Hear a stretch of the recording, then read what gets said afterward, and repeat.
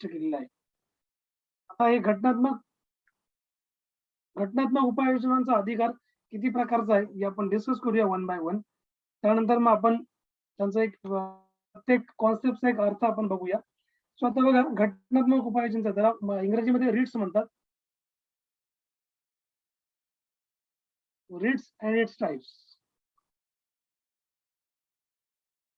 Ritz आणि त्याचे प्रकार.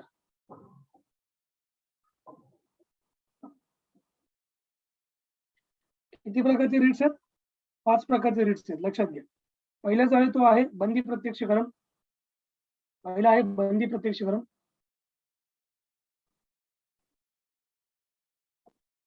याच्यावर बरेचदा एक्झाम मध्ये प्रश्न येऊन गेलेले आहेत.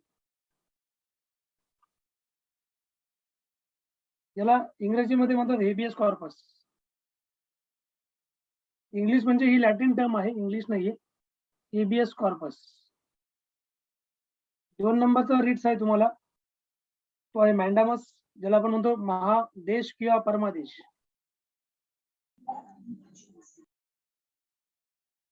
परमादेश याला म्हणतात मॅन्डामस. 3 नंबरचा जो रिट्स आहे त्याला म्हणतात प्रतिषेध.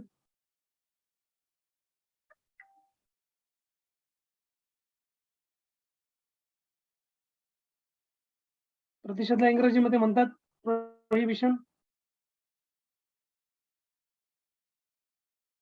4 नंबरचा जो रिट्स आहे त्याला म्हणतात उत्प्रेक्षण किंवा प्राकर्षण पण म्हणतात. इंग्रजीमध्ये सर्टिऑररी. ही पण एक लॅटिन टर्म आहे.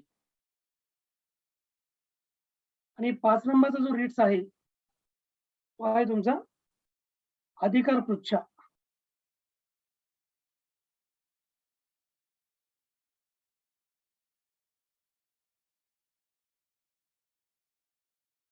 अधिकार पृच्छा याला म्हणतात क्यो वारंटो. को वारंटो म्हणा.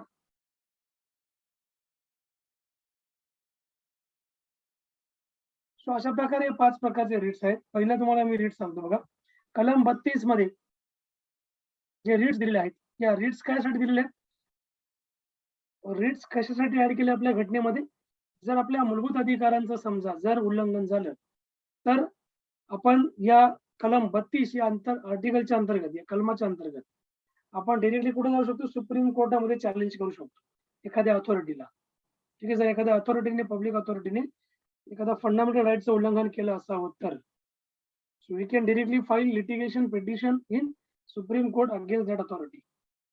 सो मग हा कशामध्ये? 32 मध्ये. आता 32 मध्ये आपण कुठं फाईल करणार लिटिगेशन? सुप्रीम कोर्टामध्ये. Supreme court. ठीक आहे, म्हणजे कलम 32 सुप्रीम कोर्टच्या रिट्सशी संबंधित आहे. आणि मग समजा आपल्याला सुप्रीम कोर्टात जायचं नाही, हायकोर्टात जायचंय, मग हायकोर्टात रिट्स असतात का? आपण हायकोर्टात जाऊ शकतो का जर मूलभूत अधिकारांचं उल्लंघन झालं तर? उत्तर आहे यस. कलम काय आहे त्यासाठी? मग 226. म्हणजे 226 मध्ये जे रिट्स दिलेले आहेत म्हणजे घटनात्मक उपाययोजनांचा अधिकार, तो हायकोर्टाचा आहे 226 च्या अंतर्गत. व कलम 32 अंतर्गत आपण सुप्रीम कोर्टात जाऊ शकतो. 226 अंतर्गत आपण हायकोर्टात जाऊ शकतो. इथपर्यंत हे लक्षात घ्या. कळालं इथपर्यंत? Yes sir. आता 1950 पर्यंत, 1950 पर्यंत कलकत्ता, बॉम्बे आणि मद्रास हे जे तेव्हा बॉम्बे म्हणायचे, कलकत्ता, मुंबई आणि चेन्नई जे हायकोर्ट आहे म्हणजे मद्रास हायकोर्ट, यांनाच फक्त अशा प्रकारचा रिट्स काढण्याचा अधिकार होता 1950 पर्यंत. परंतु नंतर मग तो आता सगळ्या हायकोर्टला देण्यात आलेला आहे. मग याच्यामध्ये पहिला मी तुम्हाला सांगतो बंदी प्रत्यक्षीकरण, ज्याला आपण म्हणतो हेबियस कॉर्पस. याचा अर्थ काय? फक्त अर्थ समजून घ्या, बाकी क्वेश्चन तुम्हाला एक्झाम मध्ये विचारतात, बाकी काही वेगळा प्रश्न नाही राहत. हेबियस कॉर्पस ही लॅटिन टर्म आहे. याचा शब्दशः अर्थ काय होतो? To have the body of. याचा अर्थ होतो हेबियस कॉर्पसचा to have the body of.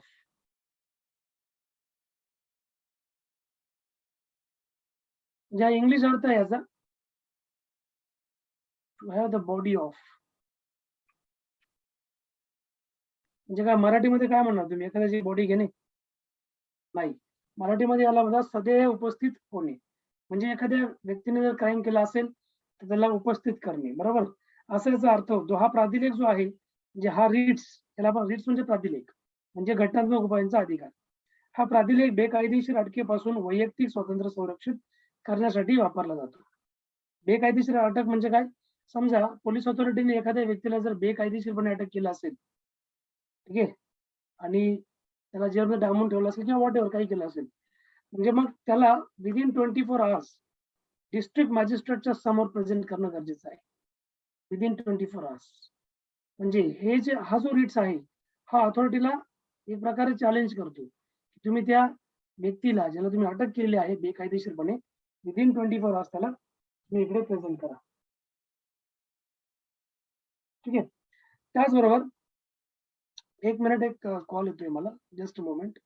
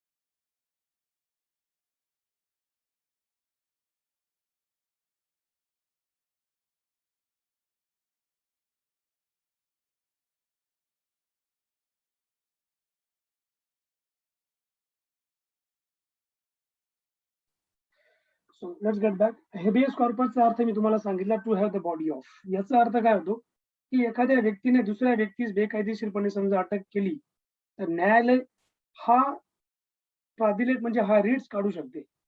म्हणजे हा रिट्स कोणा विरुद्ध काढणार? म्हणजे हा प्राधिलेख काढून अटक करणाऱ्या व्यक्तीला आदेश देणार.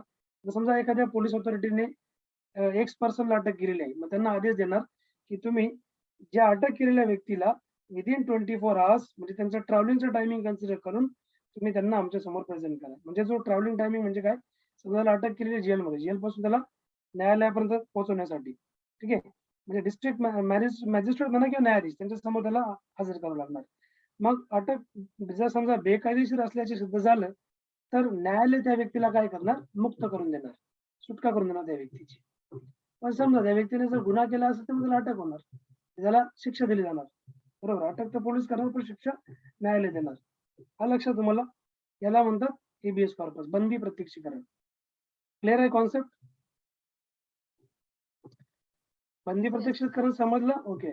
नसेल समजलं मला विचारा, की सर नाही एकदा, तर मी रिपीट सांगू शकतो तुम्हाला.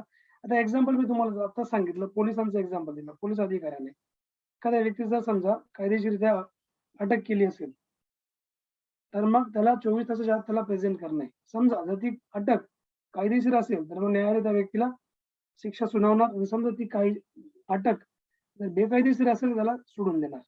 मग आता हा जो हेबियस कॉर्पस नावाचा जो रिट आहे, हा कोणा अगेन्स्ट कोर्ट काढू शकते? बरोबर. कोणाकोणाविरुद्ध काढला जाऊ शकतो? कोणत्या ऑथॉरिटीच्या बाबतीत? समजा आता एखाद्या व्यक्तीला समजा अटक कायदेशीर असेल, तर हा काढता येणार नाही. म्हणजे काढता येणार नाही, लक्षात घ्या. म्हणजे कोर्ट काढू शकत नाही. जे अटक जर कायदेशीर असेल तर. अटक कायदेमंडळ किंवा न्यायालयाच्या अवमानाशी संबंधित असेल, म्हणजे त्याने जर समजा न्यायमंडळाचा अवमान केला असेल, म्हणजे कॉन्टेम्प्ट ऑफ कोर्ट केला असेल किंवा कॉन्टेम्प्ट ऑफ लेजिस्लेचर केला असेल, त्याच्या अगेन्स्ट ते काढता येणार नाही. सक्षम न्यायालय समजा न्यायालयाने अटक केली असेल, सक्षम न्यायालयाने, तर हा काढता येणार नाही. म्हणजे न्यायालयाने सक्षम अटक केली असेल त्या व्यक्तीला तर. आणि चौथा याच्यामधली बाब आपण असे घेऊ शकतो, की अटक न्यायालयाच्या अधिकार क्षेत्राच्या बाहेर असेल तर. न्यायालयाचे अधिकार क्षेत्र म्हणजे काय? समजा एखादं न्यायालय आहे, समजा ते समजा पुणे डिस्ट्रिक्ट आहे, पुणे डिस्ट्रिक्ट आहे किंवा नाशिक डिस्ट्रिक्ट आहे.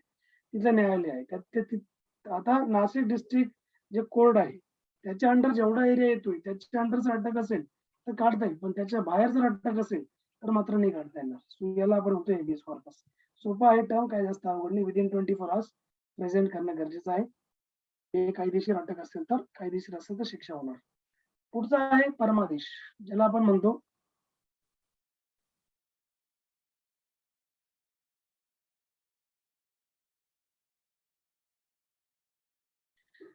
म्हणतो मॅन्डामस.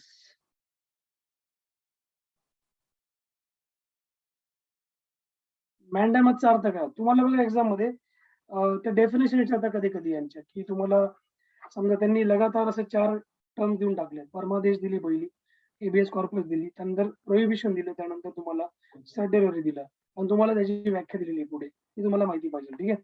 आता मॅन्डामस हा देखील एक लॅटिन वर्ड आहे. याचा अर्थ काय होतो? We command. त्याचा इंग्रजी अर्थ होतो वी कमांड. आम्ही आज्ञा देतो. आज्ञा कोण देणार? न्यायालय देणार, कोर्ट देणार. आम्ही आज्ञा देतो असा याचा सिमिलर अर्थ होतो इंग्रजीमध्ये. म्हणजे मराठीमध्ये आम्ही आज्ञा देतो, इंग्रजीमध्ये वी कमांड. सो मूलभूत हक्कांचे उल्लंघन करणाऱ्याला काही कृती करण्यासाठी न्यायालयामार्फत हा आदेश दिला जातो. म्हणजे जी पब्लिक एजन्सी किंवा प्रायव्हेट एजन्सी मूलभूत अधिकारांचं उल्लंघन करेल, प्रायव्हेट तर सोडून द्या, पण मी तुम्हाला पब्लिकचं सांगतो. तसं तर बघितलं, दोघांविरुद्ध आपल्याला मूलभूत अधिकारांचं प्रोटेक्शन अवेलेबल आहे. एखाद्या खासगी बॉडीने केलं किंवा सरकारने केलं, त्यांच्या अगेन्स्ट हा अवेलेबल आहे. आता याचा अर्थ काय होतो परमादेशचा? समजा एखाद्या सार्वजनिक अधिकारी आपले सरकारी कर्तव्य समजा पार पाडत नसेल व्यवस्थितपणे, तर तो पार पाडण्यात अपयशी ठरला किंवा त्याने ते कर्तव्य पार पाडण्यास नकार दिला असेल. म्हणजे समजा आता एखादा अधिकारी आहे, फॉर एक्झाम्पल ए नावाची व्यक्ती अधिकारी आहे. त्याची काय ड्युटी आहे? त्याला ती ड्युटी करणं, त्याला कायद्याच्या अंडर त्याला जर ऑफिसर बनवलं गेलंय, तर तो आय-एस आहे किंवा तो आय-पी-एस आहे किंवा तो डी-सी आहे किंवा पी-एस-आय आहे. जर त्याला त्याचं त्याला काम काय सोपवलं गेलं, त्याच्या ट्रेनिंगमध्ये त्याला काय शिकवलं गेलं किंवा त्याला काय काम असाइन केलं गेलं. तो जर तो काम व्यवस्थित करत नसेल, दिलेलं काम, की त्याची जी ड्युटी आहे ती व्यवस्थित तो पार पाडत नसेल, तर मग अशा व्यक्तीला कोर्ट सुनावू शकते.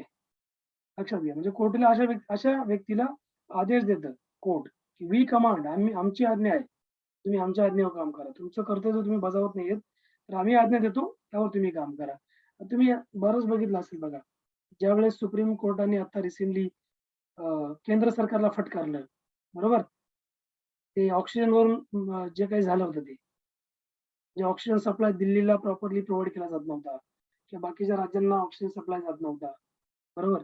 तर मग त्यावेळेस केंद्र सरकारने दिल्लीकडे प्रॉपर लक्ष दिलं नाही आणि मग तिथं कोर्टाने तिथं इंटरफिअर करावं लागलं शेवटी. दिल्ली गव्हर्नमेंट जे आहे, स्टेट गव्हर्नमेंट, त्यांनी भरपूर हेल्प मागितली होती. परंतु केंद्र सरकार काही त्यांच्या हेल्पवर खडे उतरले नाही. मग शेवटी तिथं हायकोर्टला इंटरफिअर करावं लागलं. दिल्ली हायकोर्टला. मग दिल्ली हायकोर्टने धमकी पण दिली आहे केंद्र सरकारला, की आम्ही तुमच्या अगेन्स्ट कॉन्टेम्प्ट ऑफ कोर्ट आम्ही काढू. ठीक आहे. कारण तुम्ही आमची पण आज्ञा तुम्ही ऐकत नाही. बरोबर? मग त्याला म्हणतात वी कमांड. म्हणजे मग ती सरकारी एजन्सी असो किंवा गव्हर्नमेंट असो. याप्रमाणे लक्षात घ्या. मग समजा व्यक्तिगटाचे, एखाद्या व्यक्तीचे किंवा व्यक्तींच्या ग्रुपचे, गटाचे मूलभूत हक्क जर समजा डावलले जात असतील, म्हणजे आता दिल्ली काय देशाच्या बाहेर आहे का? दिल्ली देशाची राजधानीच आहे ना. तर मग आता तिथल्या लोकांना ऑक्सिजन भेटत नाही. बाकी राज्यांना ऑक्सिजन सप्लाय जातोय. यूपीला जातोय, गुजरातला प्रॉपरली जातोय. महाराष्ट्र आणि दिल्ली तिथे फेस करत होतो प्रॉब्लेम्स. बरोबर? मग तिथे काही लोक राहत नाही का? तिथे काही जनावर राहतात का? मग कोर्टाने हे सांगितलं, की इथं पण लोक राहतात. हे पण भारताचेच नागरिक आहेत. ते पाकिस्तानी नाहीयेत. बरोबर? त्यामुळे तुम्ही हा जो ऑक्सिजन सप्लाय आहे, हा प्रॉपरली प्रोव्हाईड करा. अदरवाईज आम्हाला फर्दर ॲक्शन घ्यावं लागेल. नसेल तुमच्याने होत, तर आम्ही एक समिती गठीत करतो. त्या समितीकडे ते काम सोपवू. त्यांना ते काम करू द्या. बरोबर? म्हणजे कर्तव्य रिअलाईज करून दिलं, की तुमची ड्युटी काय आहे ॲज अ गव्हर्नमेंट. तुम्ही करता काय? बरोबर? सो याला आपण म्हणतो परमादेश किंवा मॅन्डामस. आणि हा जो प्राधिलेख आहे, लक्षात घ्या. हा प्राधिलेख कोणत्याही सार्वजनिक संस्था किंवा महामंडळ किंवा कनिष्ठ न्यायालय असेल किंवा न्यायाधिकरण असेल किंवा सरकार यांच्या विरुद्ध काढता येतो. म्हणजे जे पब्लिक बॉडी आहे ना, त्याच्या विरुद्धच फक्त मॅन्डामस काढला जातो. लक्षात घ्या. आणि कोणत्या संस्थे अगेन्स्ट हे काढता येणार नाही. समजा खाजगी व्यक्ती किंवा एखादी खाजगी संस्था असेल, त्यांनी जर काही असं केलं असेल, तर त्यांच्या अगेन्स्ट परमादेश काढता येत नाही. मॅन्डेमस. संबंधित अधिकाऱ्याचे कर्तव्य स्वच्छतेने असल्यास त्याच्या अगेन्स्ट काढता येत नाही.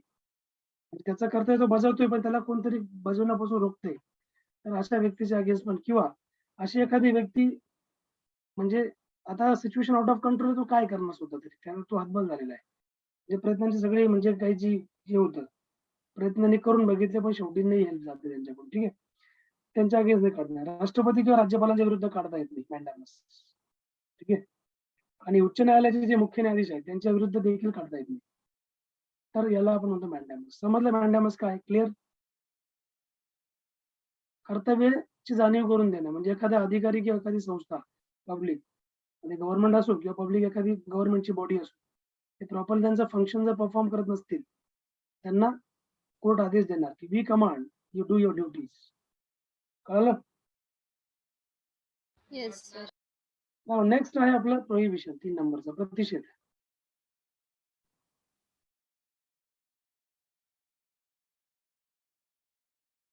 याला म्हणतात प्रोहिबिशन.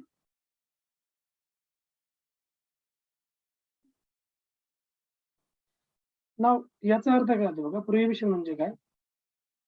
प्रोहिबिशनचा इंग्रजीमध्ये अर्थ होतो तसा याचा same to same meaning, to forbid.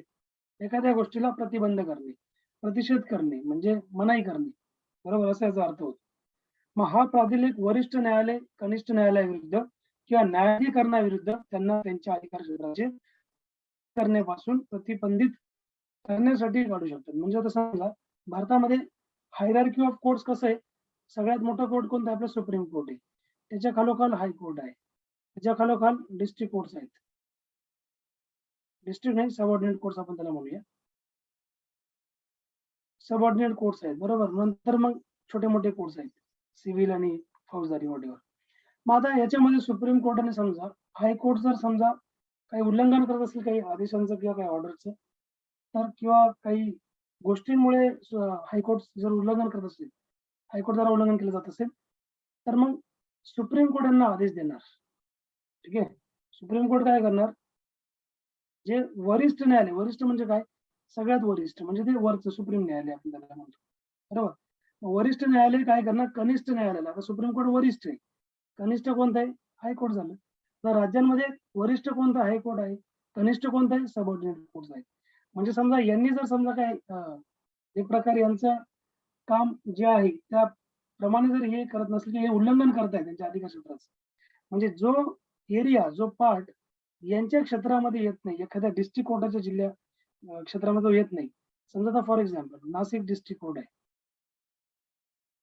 तर नाशिक डिस्ट्रिक्ट कोर्टचं काम काय? नाशिक डिस्ट्रिक्ट जेवढे तालुके असतील किंवा डिस्ट्रिक्ट सिटी असेल, नाशिक सिटी व तालुके, यांच्यामध्ये हे काम करू शकतं, बरोबर.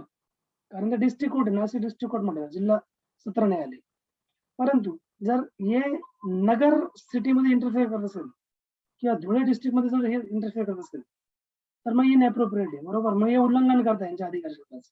तर अधिकार क्षेत्र नेमून दिलंय ना, की नावच काय? Nashik district court. तुमचं काम काय? नाशिक जिल्हा पुरतं मर्यादित काम करणं, बरोबर. कारण धुळ्याकडे तुम्ही बघू नका, धुळ्यासाठी एक स्पेशल कोर्ट आम्ही दिलेले आहे, धुळे डिस्ट्रिक्ट कोर्ट. नगरकडे बघू नका. सो त्या प्रकारे याला आपण म्हणतो प्रोहिबिशन, म्हणजे मना करणे एखाद्या गोष्टीला, एखाद्या याला, की तुम्ही उल्लंघन करू नका. उल्लंघन करण्यापासून त्यांना प्रतिबंध घालणे. ठीक आहे, सर्वसाधारणपणे कनिष्ठ न्यायालयाने त्यांच्या अधिकार क्षेत्राच्या मर्यादेत राहून कार्य करावे, मर्यादा ओलांडू नये, बरोबर. जसं आपण घरामध्ये म्हणतो ना, की मर्यादेमध्ये आपण राहू, मर्यादेमध्ये आपण आपली परिस्थितीनुसार आपण करावं, त्या अकॉर्डिंग आपण त्याला म्हणतो. मग नंतर हा प्रातिनिधिक जो आहे हा केवळ न्यायिक किंवा समन्यायिक अधिकाऱ्यांच्या विरुद्धच काढता येतो. म्हणजे जे कोर्ट सिस्टम आहे, म्हणजे हा न्यायिक आणि समन्यायिक म्हटलं यांनी लक्षात घ्या. म्हणजे न्यायिक आणि समन्यायिकचा अर्थ काय?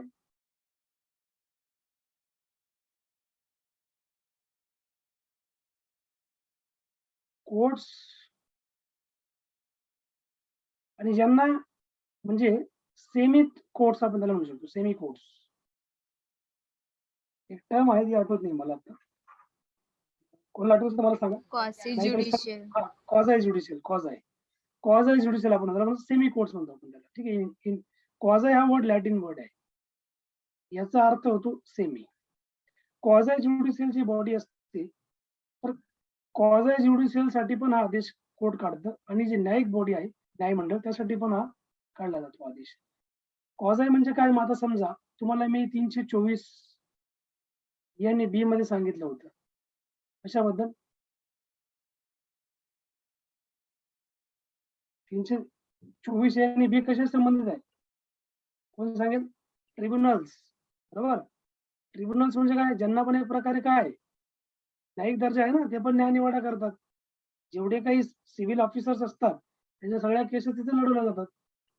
त्याच्यामध्ये पण तुम्हाला मी स्टेट ट्रिब्युनल सांगितलं आणि सेंट्रल ट्रिब्युनल सांगितलं होतं. 2 ट्रिब्युनल असतात. ए मध्ये सेंट्रल ट्रिब्युनल आहे, बी मध्ये स्टेट ट्रिब्युनल आहे. मग यांना देखील एक न्यायिक दर्जा असतो. बरोबर. म्हणजे हे पण न्यायनिवाडा करतात. ज्यांना न्यायनिवाडा करायचा थोडाफार अधिकार आहे त्यांच्या एरिया पुरता त्यांना आपण क्वाझाय कोर्ट्स म्हणतो. क्वाझाय ज्युडिशियल म्हणतो. सो या प्रकारे. तर मग आता पुढचा आपण घेऊया. तो आहे सर्टिऑररी 4 नंबरचा.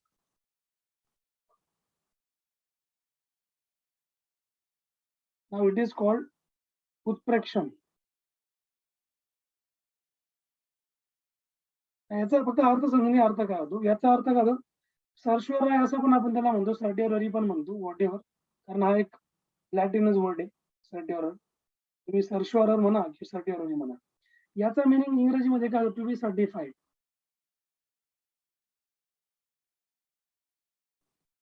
टू बी सर्टिफाईड म्हणजे काय? सर्टिफिकेट देणं, प्रमाणित करणे इन मराठी. ठीक आहे. हा जो प्राधिलेख आहे कनिष्ठ न्यायालय किंवा न्यायाधिकरणाविरुद्ध काढला जातो. म्हणजे कनिष्ठ न्यायालयाकडे किंवा न्यायाधिकरणाकडे प्रलंबित असलेला एखादा खटला काढून घेणे किंवा त्यांनी दिलेला निकाल बाद ठरवणे. बरोबर. म्हणजे समजा कनिष्ठ न्यायालयाकडे एखादा खटला चालू असेल, क्रिमिनल असेल किंवा सिव्हिल एखादी केस असेल, ती काढून घेणे व ती उच्च उच्च कोर्टकडे जाणे. म्हणजे डिस्ट्रिक्ट कोर्टची एखादी केस काढून ती हायकोर्टाकडे जाणे. बरोबर. किंवा त्यांनी डिस्ट्रिक्ट कोर्टने काही निकाल दिला असेल, जो समजा चुकीचा असेल, मग तो बाद ठरवणे व तो आपल्याकडे घेणे. जे वरिष्ठ कोर्ट आपल्याकडे तो खटला घेऊ शकतो, की तुम्ही नका इंटरफेअर करू, आमच्याकडे द्या, आम्ही सॉर्ट आउट करतो याला. एखादा मोठा खटला असेल तर. ठीक आहे. तर याला काय म्हणतात? याला म्हणतात टू बी सर्टिफाईड. म्हणजे हा त्यामागील एक उद्देश असतो कोर्टाचा. सो कनिष्ठ न्यायालयाने अधिकार क्षेत्रांचे उल्लंघन केल्यास कनिष्ठ न्यायालय,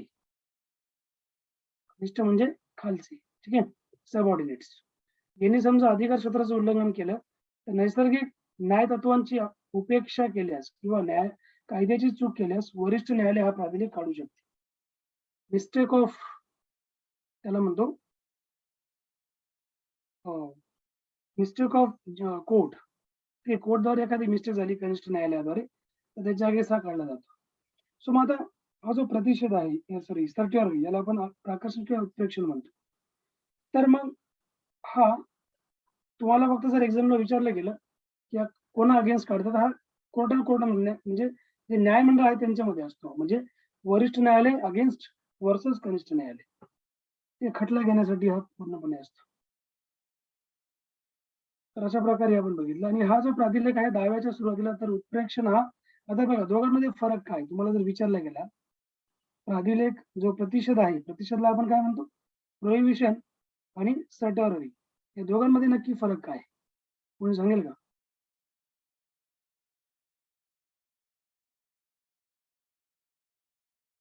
म्हणजे हा जो सर हा बोला. काय नाही बोल. प्रोहिबिशन जो आहे हा प्रिव्हेंटिव्ह स्वरूपाचा असतो आणि सर्टिऑररी जो आहे उत्प्रेक्षण हा क्युरेटिव्ह स्वरूपाचा असतो. हा दोघांमधला डिफरन्स आहे. कारण दोघं पण सेम आपल्याला वाटतं पण सेम नाहीयेत. कारण जो प्रोहिबिशन हा अधिकार क्षेत्राचं उल्लंघन केल्यास तो फक्त लागू होतो आणि सर्टिऑररी कधी लागू होतो? एखादा खटला कनिष्ठ न्यायालयाकडून तो वरिष्ठ न्यायालयाकडे न्यायचा तेव्हा तो लागू केला जातो. म्हणजे क्युरेटिव्ह. एखादी मिस्टेक, क्युरेटिव्ह म्हणजे काय? मिस्टेक ऑफ कोर्ट असेल तर ती त्याला मिस्टेकला क्युरेटिव्ह करणं. सो अशा प्रकारे याला आपण म्हणतो, उपचारात्मक आपण त्याला म्हणतो. आणि जो तुम्हाला मी वरचा सांगितला प्रोहिबिशन हा प्रिव्हेंटिव्ह आहे. सो मग आता पुढचं आपण घेऊया को वॉरंटो.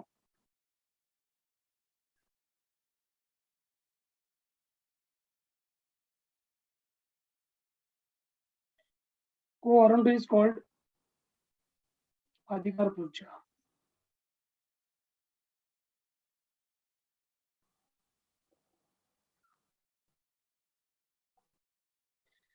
याचा अर्थ काय होतो को वॉरंटोचा?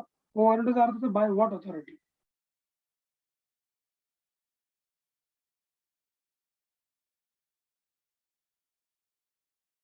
बाय व्हॉट ऑथॉरिटी किंवा बाय विच ऑथॉरिटी, ही पण एक लॅटिनस टर्म आहे को वॉरंटो. न्यायालय एखाद्या व्यक्तीच्या विरुद्ध हा प्राधिलेख काढून त्याला सदर सार्वजनिक अधिकार पदावर राहण्याचा आपणास कोणता अधिकार आहे अशी विचारणा करू शकते. ठीक आहे. म्हणजे एखाद्या व्यक्तीला समजा त्याची गुणवत्ता नसताना एखाद्या त्याला सार्वजनिक अधिकार पदावर त्याला बसवणं म्हणजे एक प्रकारे वशिलेबाजी करून त्याला करणं, पैसे घेऊन वगैरे त्याला करणं, तर मग त्याला अथॉरिटी जी आहे म्हणजे न्यायालय त्याला हा प्रश्न विचारू शकते. लक्षात घ्या, त्याला आपण म्हणतो को वॉरंटो. एखाद्या व्यक्तीला एखादे सार्वजनिक अधिकार पद बेकायदेशीरपणे धारण करण्यापासून प्रतिबंधित करण्यासाठी हा जो रीट आहे हा याचा वापर केला जातो. कोणताही नागरिक अशा प्रकारचे आव्हान एखाद्या सरकारी अधिकाऱ्याला देऊ शकतो. कोणताही नागरिक. ठीक आहे. आता समजा फॉर एक्झाम्पल छोट्या मोठ्या भरत्या होतात. याच्यामध्ये कितीतरी लोक आहेत ना, यांना असं धरून येतं गव्हर्नमेंट पैसे तलाठी भरती करताना देखील 25-25 लाख रुपये काय 20-20 लाख रुपये एका व्यक्तीकडून घेऊन त्याला तलाठी करून टाकतात. ते विचार करा, आज जर 200 तलाठीच्या जागा भरल्या तर 20-20 लाख रुपये कन्सिडर करा तुम्ही किती होतात. जवळपास सो मेनी 4-5 crores. जास्त कमी नाही. ठीक आहे. हा एक प्रकार असतो. म्हणजे तो पैसा कुठे जातो? गव्हर्नमेंट खात्यामध्ये जातो. कळालं को वॉरंटो काय असतो? जशी एखादी चुकीची व्यक्ती बसवली असते त्याची गुणवत्ता नसताना ती व्यक्ती अथॉरिटीच्या पदावर आहे, मग याला घेतला कसं काय? हा काय कोणती MPSC ची परीक्षा पास झाला का? नाही. त्याला MPSC ने बनता त्याला डायरेक्टली सिलेक्ट करून देणं, एखाद्या DYSP चं पद देऊन टाक. समोरची व्यक्ती विचारणार नाही हा कसं काय इथं आला. याला म्हणतात को वॉरंटो. समजलं? क्लिअर? Yes, sir. आणि हा जो प्राधिलेख आहे हा कोणाविरुद्ध काढला जातो? हा मंत्रीपद. म्हणजे आता इथे घोटाळा कोण करणार? मंत्रीच करणार ना. मंत्रीपद किंवा एखादं खाजगी कार्यालय असेल ना,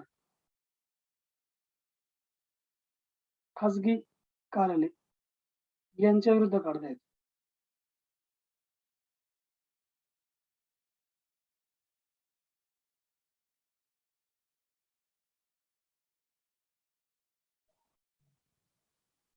सो अशा प्रकारे आपण बघितलं.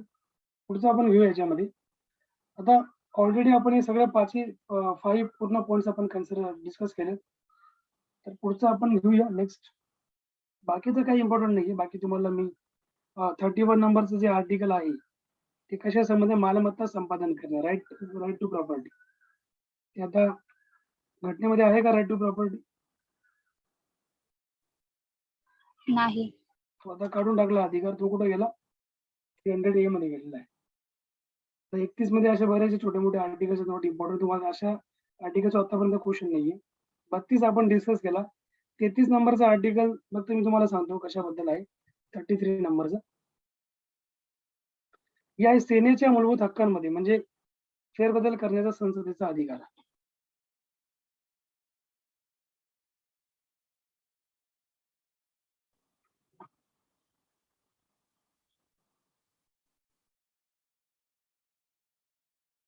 फेरबदल करण्याचा अधिकार.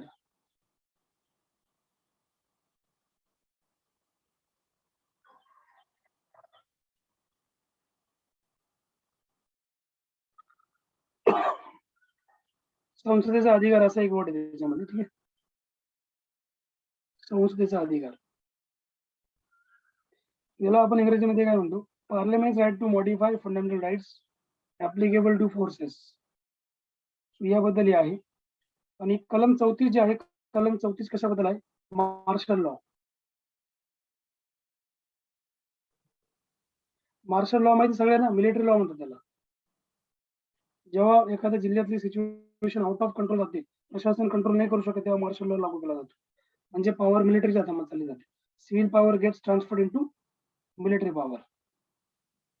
त्याला आपण म्हणतो मार्शल लॉ. म्हणजे त्यांनी म्हटले लष्करी कायदा अंमलात असताना मूलभूत हक्कांवर निर्बंध. म्हणजे मार्शल लॉ जिथे लागू राहतो त्यावेळेस मूलभूत हक्कांवर काय असतं? रेस्ट्रिक्शन लावलं जातं. लक्षात घ्या. आणि कलम 35 जो आहे शेवटचा मूलभूत अधिकार आपला, तर मूलभूत हक्कांची अंमलबजावणी करता कायदे. Legislation for effecting the fundamental rights.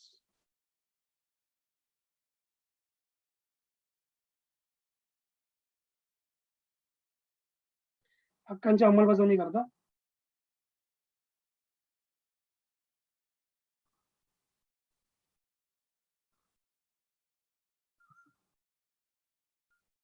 कायदे करणे, म्हणजे अंमलबजावणी करायची असेल फंडामेंटल राईट्सची त्यासाठी कायदे करणे. आणि याच्यामध्ये आपण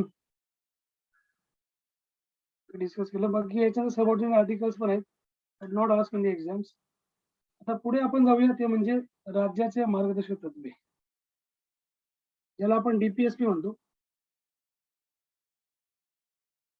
directive principles of state policy. भाग 4 कलम 36 पासून 51 पर्यंत 4 नंबरच्या पार्ट मध्ये DPSP आहे. कलम आहे 36 to 51. कुठून घेतले आपण हे? आयर्लंड.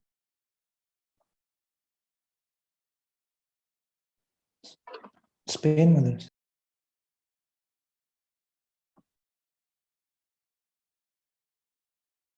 आपण आयर्लंड कडून घेतले, आयर्लंडने स्पेन कडून घेतलेत.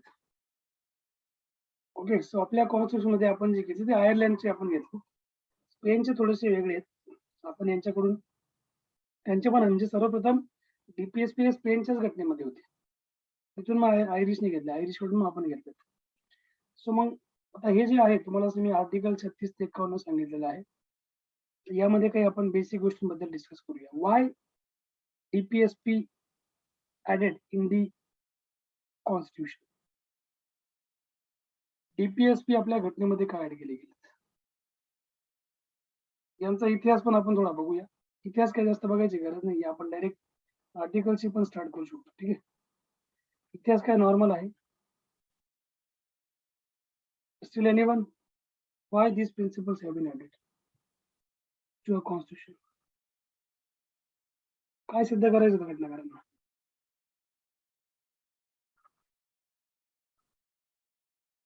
जो इतिहास मूलभूत अधिकारांचा आहे तोच इतिहास मार्गदर्शक तत्वांचा देखील आहे. त्यामध्ये वेगळं काही नाही.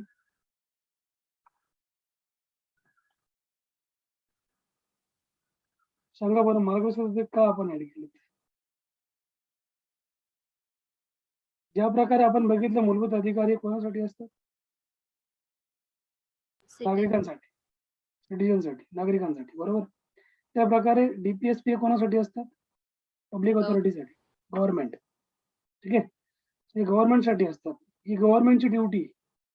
ज्या प्रकारे सिटिझन्स गव्हर्नमेंटला वोटिंग करतात, त्यांना निवडून देतात, त्यांना सत्तेवर बसवतात, मग यांनी जे काही वायदे केलेले असतात, ठीक आहे, 15 लाख अकाउंट येणार, काळा पैसा वापस होणार, एवढा घोटाळा केला, त्यांनी तेवढा घोटाळा केला, एक पण घोटाळा सिद्ध झाला नाही काँग्रेसचा.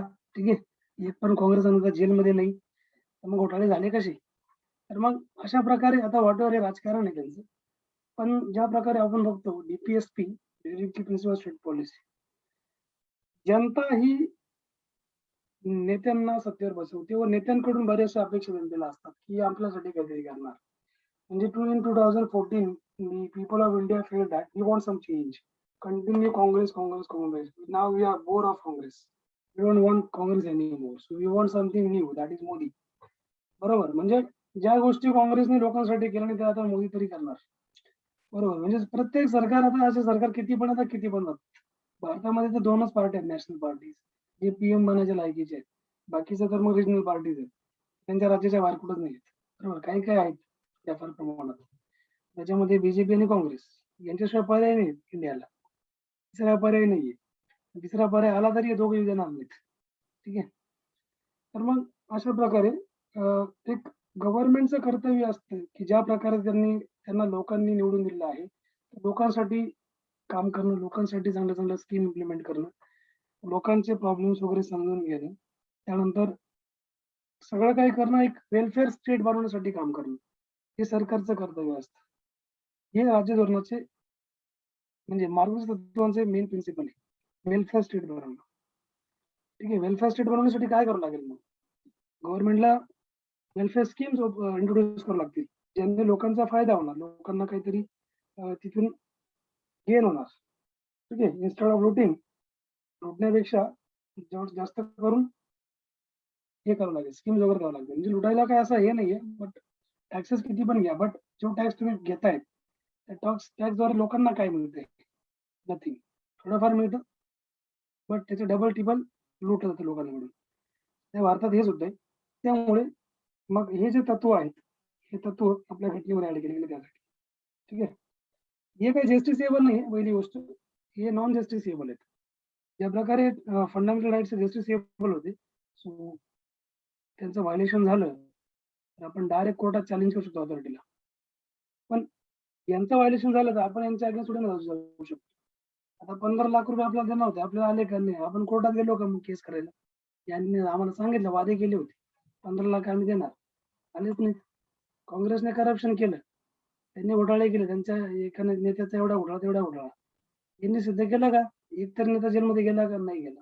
बरोबर. म्हणजे कसं, म्हणजे लोकांना दाखवलं गेलं यांनी असं केलं, यांनी तसं केलं, पण एक पण नेता जेलमध्ये नाही. They are all out. ठीक आहे, केलं पण असेल, मग जेलमध्ये का नाही? मग आता व्हॉट एव्हर यांचं पॉलिटिक्स असेल, अशा प्रकारे हे नॉन जस्टिसेबल आहे. म्हणजे काय, आपण यांच्या अगेन्स्ट कोर्टात जाऊ का? यांनी ते सांगितलं होतं काँग्रेसने असं असं केलं, पण यांनी तर एक पण जेलमध्ये नाही. मग चला यांच्या अगेन्स्ट केस करा. Not possible. ठीक आहे. समजा यांनी वेलफेअर स्टेट आम्ही बनवणार, आम्ही हे करणार ते करणार, असं यांनी बरेचसे आम्हाला प्रॉमिस दिल्या, पण यांनी एक पण प्रॉमिस कम्प्लीट केली नाही. आपण यांच्या अगेन्स्ट जेलमध्ये जाऊ, कोर्टमध्ये जाऊ का? नाही जाणार. मग हे नॉन जस्टिसेबल आहेत. We cannot challenge government. ठीक आहे. So though we have elected the government, but still we cannot stand against them. अशा प्रकारे याला म्हणतो आपण मार्गदर्शक तत्वे. बघूया किती तत्व आहेत, त्या प्रकारे आपण बघूया. याच्यामध्ये बरेचसे काही तुम्हाला मी 3 कॅटेगरीज पण दिल्या याच्यामध्ये. ठीक आहे. आता पहिली गोष्ट अशी आहे की मेन डिफरन्स काय आहे हक्क आणि तत्वांमधला. मूलभूत हक्क आणि मार्गदर्शक तत्वे. What are the main difference? मूलभूत अधिकार are negative in the sense that they restrict public authority to perform certain functions. हा पहिला डिफरन्स आहे. आणि मार्गदर्शक तत्वे जे आहेत, ते आर पॉझिटिव्ह, ते सकारात्मक आहेत. कारण ते राज्याला काही गोष्टी करण्याचे मार्गदर्शन करतात. म्हणजे सरकारला मार्गदर्शन करण्याचं काम डीपीएसपी करतं, लक्षात घ्या.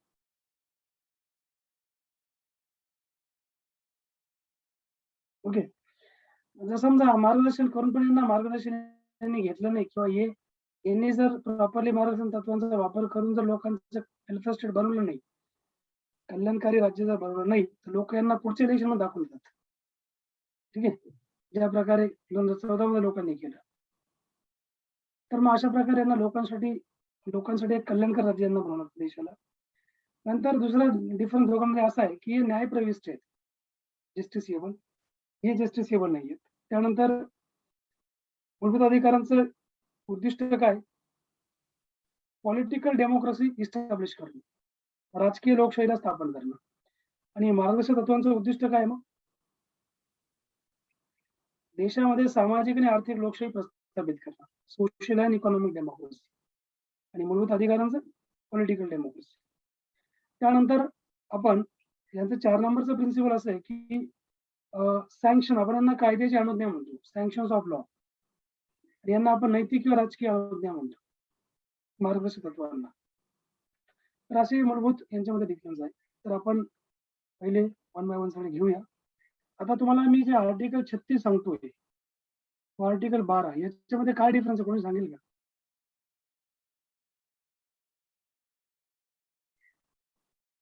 12 फंडामेंटल राईट्सचं आर्टिकल आहे, आणि हे डीपीएसपीच आहे. हे पण फंडामेंटल राईट्सचं पहिलं आर्टिकल, डीपीएसपीचं पहिलं article. What is the major difference?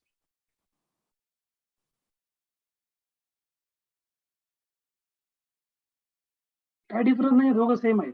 ज्या प्रकारे स्टेटची व्याख्या, म्हणजे राज्य संस्था म्हणजे काय, स्टेट आपण त्याला म्हणतो इंग्रजीमध्ये. स्टेट म्हणजे आपलं राज्य नाही, राज्य संस्था म्हणते, पब्लिक ऑथॉरिटी म्हणते. स्टेटची व्याख्या ज्याप्रमाणे 12 नंबरच्या कलम मध्ये दिलेली आहे, सिमिलर व्याख्या 36 मध्ये दिलेली आहे. सिमिलर, काही फरक नाही. त्यामुळे आपण काही याला डिस्कस करणार नाही. Now let's go to the 37 number article. 37. एक मला सांगा, हे जे आपले डीपीएसपी आहेत, किती भागांमध्ये डिवाइड आहेत? फंडामेंटल राईट्स किती भागांमध्ये डिवाइड आहेत?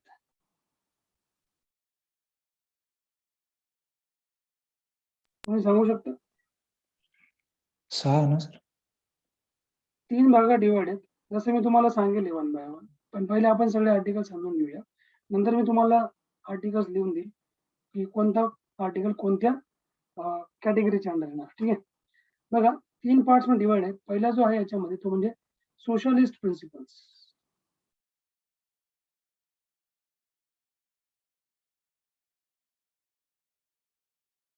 त्यानंतर 2 नंबर आहे गांधीयन प्रिन्सिपल्स.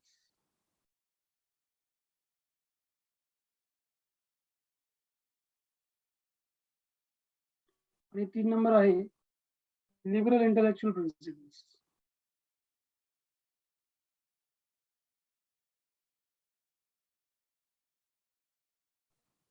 प्रिन्सिपल्स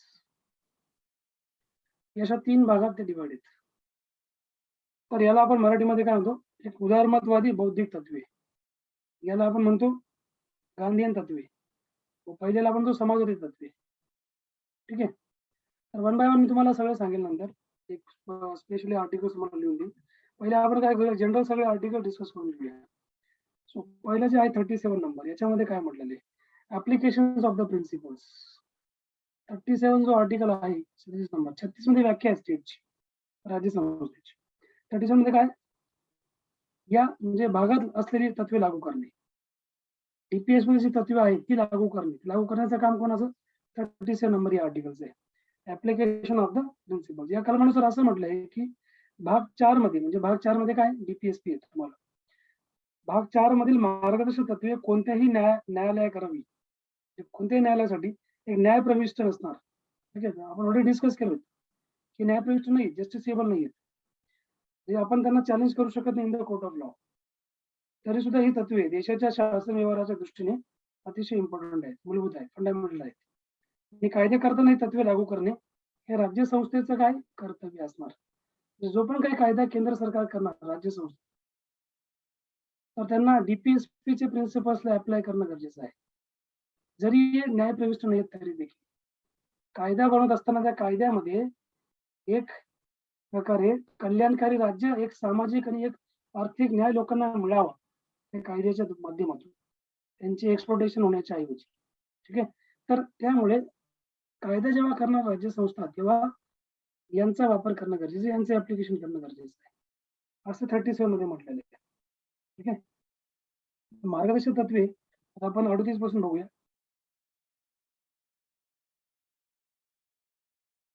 तर 38 नंबरचं आर्टिकल काय सांगतात आपल्याला बघा. राज्याने लोक कल्याणाच्या संवर्धनासाठी समाज व्यवस्था प्रस्थापित करणे.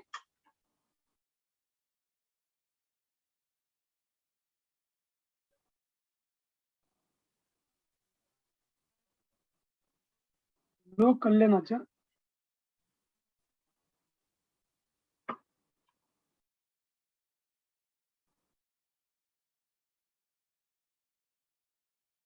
समाज व्यवस्था प्रस्थापित करणे.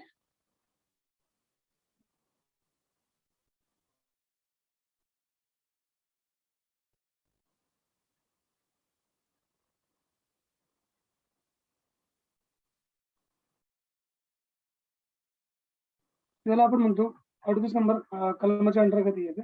बघा, राज्य त्या शक्य तितक्या प्रभावीपणे सामाजिक, आर्थिक व राजकीय न्यायाद्वारे राजकीय जीवनाच्या सर्व घटकांमध्ये प्रेरणा निर्माण करणार. म्हणजे प्रकारे बघा, हे जे 3 प्रकारचे न्याय आहेत कोणते कोणते?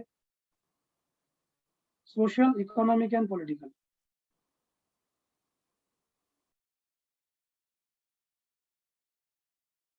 या 3 जे न्याय आहेत या न्यायाद्वारे जीवनाच्या सर्व राष्ट्रीय जीवनाच्या सर्व घटकांमध्ये एक मोटिवेशन निर्माण करण्याचं काम करणार कोण? राज्य संस्था. अशी समाज व्यवस्था प्रस्थापित करून व तिचे जतन करून लोक कल्याणाचे संवर्धन करण्यासाठी राज्य संस्था ही प्रयत्नशील राहणार, असं 38 मध्ये म्हटलं गेलं. राज्य हे उत्पन्नाची एक विषमता किमान पातळीवर आणण्याचा आटोकाट प्रयत्न करेल. 38 मध्ये अजून एक महत्वाची बाब काय आहे? दुसरी second thing, it is that जे राज्य संस्था आहे, म्हणजे राज्य म्हणजे स्टेट, हे उत्पन्नाची जी विषमता आहे, इनइक्वालिटी ऑफ इन्कम, यांना एक प्रकारे समान पातळीवर आणण्याचा कठोकाट प्रयत्न करणार, किमान पातळी म्हणतो आपण. आणि दर्जा, सुविधा व संधी यांच्या बाबतीत असलेली विषमता जी आहे, इनइक्वालिटी, ती देखील नाहीशी करण्याचा प्रयत्न करणार. दर्जा, सुविधा, संधी याबाबत. ठीक आहे. सो हे कशामध्ये 38 नंबरमध्ये आहे. त्यानंतर 39 नंबरचा कलम, याच्यामध्ये काय म्हटले, राज्याने अनुसरावयाच्या धोरणाची विशिष्ट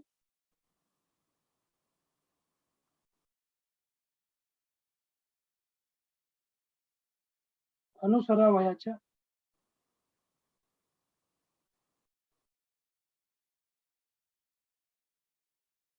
धोरणाची विशिष्ट तत्वे.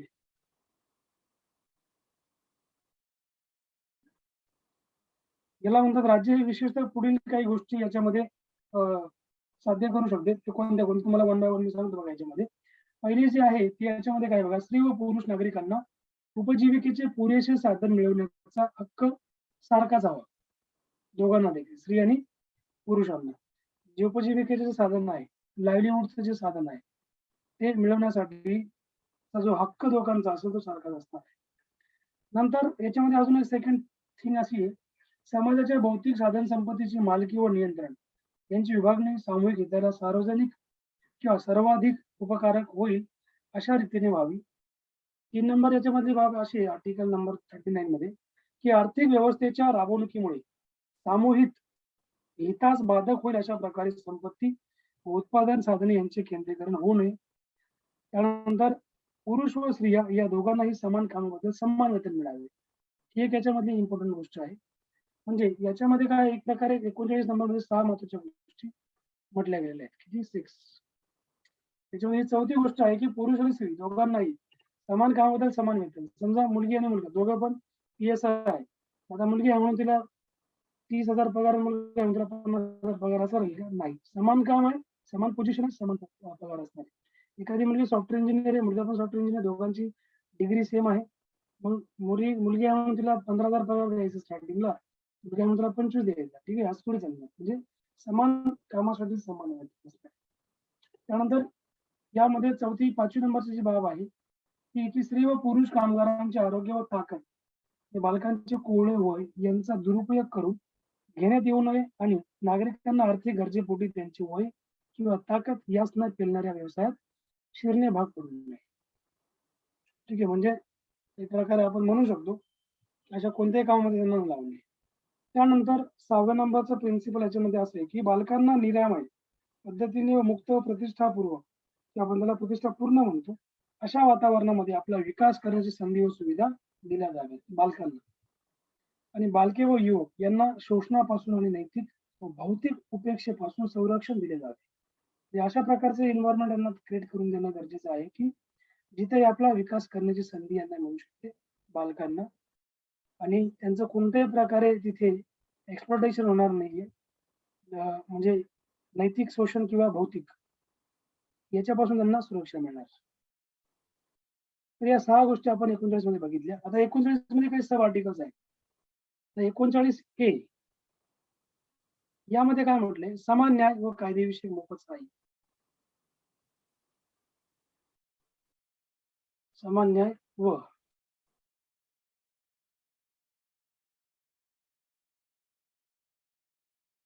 विषयक मोफत सहाय्य.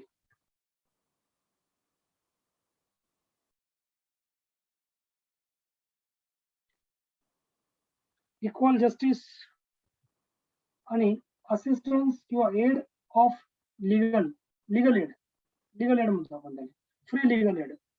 इक्वल जस्टिस आणि फ्री लीगल एड, बरोबर, म्हणजे समान न्याय आणि कायदेविषयक मोफत सहाय्य.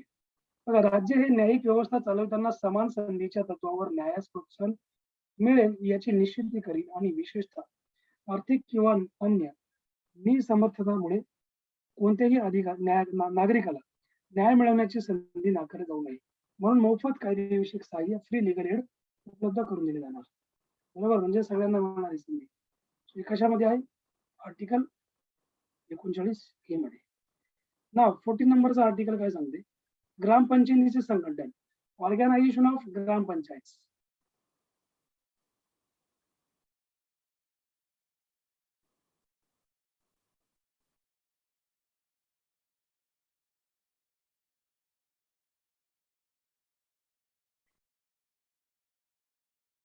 संघटन. बघा, राज्य हे ग्रामपंचायती संघटित करण्यासाठी उपाययोजना करणार. कोण करणार? ग्रामपंचायत. लक्षात घ्या, राज्य करणार. राज्याचं काम काय असणार? राज्य सरकारचं. हे बघा, राज्य म्हणजे याच्यामध्ये सगळं आलं. राज्य संस्था ज्यामध्ये पब्लिक ऑथॉरिटी, मग ती टॉप पासून तर केंद्रापासून तर राज्यापर्यंत हे सगळं काय आलं? Public authority. राज्याची जिम्मेदारी तर काय असणार बघा, राज्य हे ग्रामपंचायती संघटित करण्यासाठी उपाययोजना करील व त्यांना स्वशासनाने घटक म्हणून कार्य करण्यास समर्थ करण्यासाठी आवश्यक ते अधिकार व प्राधिकार बहाल करेल. सो हे कशामध्ये दिले गेले? 40 नंबरच्या कलमामध्ये. तुम्हाला एक्झामला जर विचारलं गेलं ना की याच्यावर प्रश्न काय येणार डीपीएसपी वर, तुम्हाला त्याला काही खोलवर नाही विचारणार. तुम्हाला फक्त कोणत्या आर्टिकल मध्ये काय प्रोव्हिजन आहे तुम्हाला माहिती असणं गरजेचं आहे. ग्रामपंचायतीचं संघटन 40. समान न्याय व कायदेशीर मोफत सहाय्य कुठे मिळणार? कलम 39 मध्ये मिळणार. कलम 39 मध्ये काय आहे? मग कलम 39 मध्ये मला माहिती आहे की याच्यामध्ये 6 प्रकारचे तत्वे आहेत. 39 मध्ये राज्याने अनुसरायच्या धोरणांची विशिष्ट तत्वे आहेत, जे मी तुम्हाला 1 बाय 1 सांगितले. आता 41 नंबर.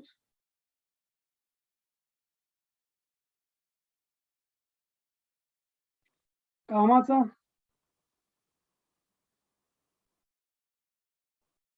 शिक्षणाचा विशिष्ट बाबतीत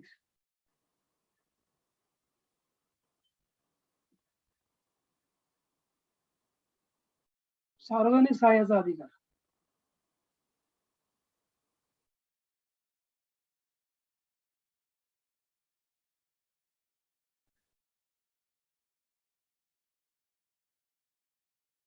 ओके, आता हे कशामध्ये? 41 नंबरच्या कलमामध्ये आहे. याच्यामध्ये काय म्हटलं की राज्य हे आपल्या आर्थिक क्षमतेच्या मर्यादेत राहून कामाचा, शिक्षणाचा किंवा बेकारी, वार्धक्य, आजार व विकलांगतेच्या स्थितीत सार्वजनिक सहाय्याचा हक्क उपलब्ध करून देण्यासाठी प्रभावी तरतूद करणार.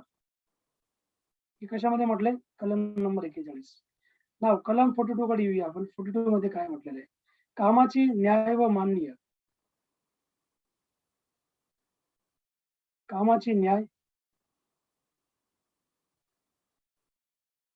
व मानवीय स्थिती व प्रसूती सहाय्यासाठी तरतूद.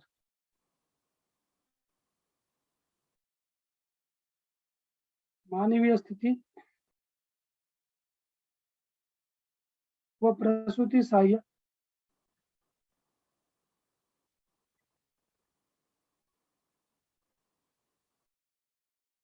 यासाठी तरतूद.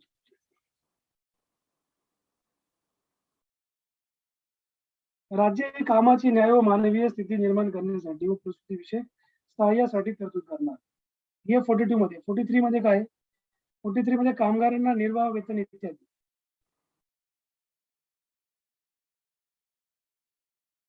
हे सगळं लिहित चला ज्यांच्याकडे नसेल अवेलेबल.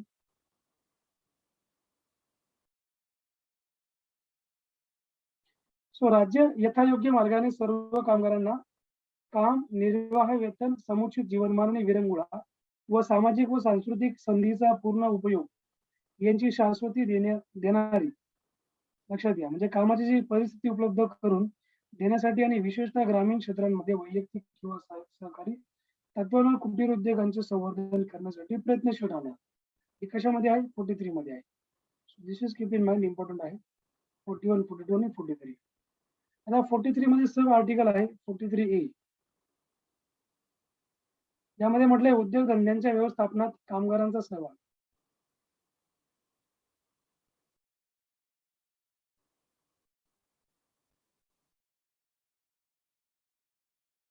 धंद्यांच्या व्यवस्थापनात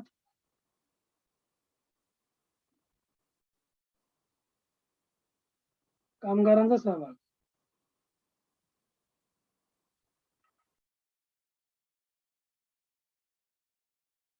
सो या प्रकारे आपण बघितलं, राज्य कोणत्याही उद्योगात गुंतलेले उपक्रम किंवा आस्थापना, संघटना यांच्या व्यवस्थापनासाठी कामगारांना सहभागी होता यावे यासाठी यथायोग्य कायद्याने किंवा अन्य मार्गाने उपाययोजना करणार. ठीक आहे. आणि कलम 43B मध्ये काय म्हटलेलं आहे?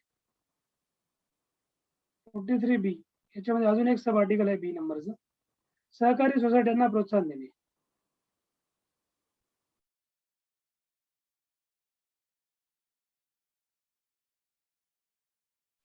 हे जेवढे पण मी तुम्हाला आर्टिकल सांगतोय 39A 40 नंतर 39A मध्ये आपण बघितलं, नंतर 43A 43B हे सगळे आर्टिकल नंतर ऍड केले गेले. हे सब आर्टिकल्स ज्या गोष्टी नंतर ऍड झाले घटनेमध्ये. सहकारी सोसायट्यांना प्रोत्साहन. बघा, राज्य सहकारी सोसायट्यांची स्वैच्छिक जी निर्मिती आहे किंवा स्वायत्त कार्यपद्धती, लोकशाही नियंत्रण आणि व्यावसायिक व्यवस्थापन यास प्रोत्साहनासाठी प्रयत्नशील राहणार. आणि हे मार्गदर्शक तत्व जे आहे ना, हे कधी ऍड केलं गेलं? हे वाला 97 अमेंडमेंट ऍक्ट 2011 तेव्हा ऍड केलं गेलं. 44 नंबरचा कलम, नागरिकांना एकरूप नागरी संहिता.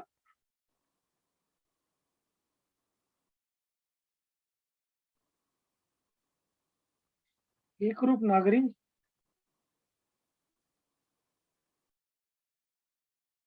संहिता. यामध्ये काय म्हटलंय की नागरिकांना भारताच्या राज्य क्षेत्रात सर्वत्र एकरूप नागरी संहिता, युनिफॉर्म सिव्हिल कोड सगळ्यात महत्वाचं आर्टिकल आहे 44 नंबर. याला आपण म्हणतो UCC, युनिफॉर्म सिव्हिल कोड बद्दल मी तुम्हाला सांगतो पुढे. युनिफॉर्म सिव्हिल कोड लाभावी यासाठी राज्य प्रयत्नशील राहणार. युनिफॉर्म सिव्हिल कोड लागू आहे का भारतामध्ये? नाही. काही तत्व लागू आहे, काही तत्व लागू नाही अजून.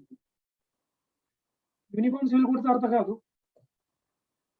म्हणजे एक प्रकारे बघा, एकरूप नागरी संहितेचा अर्थ असा होतो की ज्याद्वारे प्रत्येक मोठ्या धार्मिक समुदायाचे धर्मग्रंथ आणि सामाजिक परंपरावर आधारलेल्या वैयक्तिक कायद्यांच्या, ज्या आपल्याला पर्सनल लॉ म्हणतो, या जागी देशातील सर्व नागरिकांना लागू होईल असा एकच सामायिक संच असावा.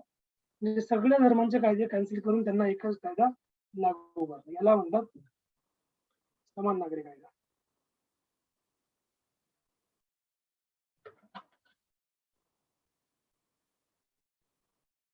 ज्यामध्ये सर्व जाती धर्म येतील, सगळ्यांना एकच कायदे लागू होतील. All will be having same laws regarding marriage, regarding property, regarding education, everything. ठीक आहे. तर सगळं काही म्हणजे एका कायद्याच्या अंडर आहे. त्याला म्हणतात युनिफॉर्म सिव्हिल कोड. भारतात शक्य नाही, खूप टाइम लागेल त्याला. यानंतर याला पर्सनल लॉ पण आपण म्हणू शकतो, UCC ला. पर्सनल लॉ नाही, पर्सनल लॉच्या जागेवर एक म्हणतो ना आपण, एक कंबाईन लॉ तयार कर. बरोबर. म्हणजे आता जसं की भारतामध्ये काय, वैयक्तिक कायद्यानुसार जर तुम्ही बघितलं असेल, वेगवेगळे म्हणजे विवाह वेगवेगळे कायद्यानुसार होतात, घटस्फोट वेगळ्या कायद्यानुसार, वारसा हक्क वेगळ्या कायद्यानुसार, दत्तक घेणे वेगळ्या कायद्यानुसार आहे, पोटगी वेगळ्या कायद्यानुसार आहे. यासारख्या विषयांचा समावेश याच्यामध्ये म्हणजे पर्सनल लॉ मध्ये होतो. पण हे सगळं काय होऊन जाईल, हे सगळं पब्लिक लॉच्या अंडर, पर्सनल लॉ राहणार नाही. ठीक आहे, जर हा इम्प्लिमेंट केला गेला तर भारताच्या घटनेने कलम 44 यानुसार राज्य संस्थेवर एकरूप नागरी संहिता म्हणजे युनिफॉर्म सिव्हिल कोड तयार करण्याचे कर्तव्य टाकले होते. परंतु अजून पण हा इम्प्लिमेंट केला गेला नाही आपल्या राज्य घटनेमध्ये. ठीक आहे, कारण धार्मिक समुदायांचा विरोध खूप मोठ्या प्रमाणात, शक्य नाही, पॉसिबलच नाही. जाऊया पुढे. आता पुढचं मेन आर्टिकल आहे, ते आपण बघूया. Article number 45. 45 मध्ये काय म्हणले, 6 वर्षाखाली बालकांना हे एज्युकेशनशी संबंधित आर्टिकल. बघा, घटनेमध्ये 3 आर्टिकल असे जे एज्युकेशनशी संबंधित आहे. एक आहे कलम 21A, दुसरं 45 आणि तिसरं जे आहे ते 51A मध्ये 11व्या नंबरची ड्युटी. हे 3 गोष्टी ज्या आहेत, म्हणजे 51A म्हणा तुम्ही डायरेक्ट, 3 एज्युकेशन संबंधित आर्टिकल आहेत. मला एक्झामला विचारला गेला आहे प्रश्न होता, राज्यसभेला विचारला गेला होता. 45 मध्ये काय आहे की 6 वर्षाखालील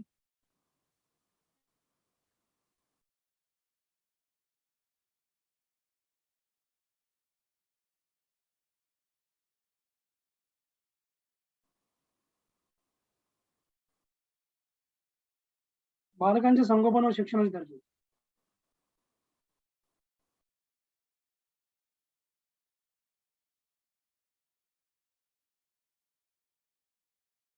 तर हे 45 मध्ये येणार. म्हणजे राज्याची जबाबदारी असणार की हे बालकांचे वय 6 वर्षाचे होईपर्यंत त्यांचे संगोपन करण्यासाठी, त्यांच्या शिक्षणासाठी तरतूद करणार.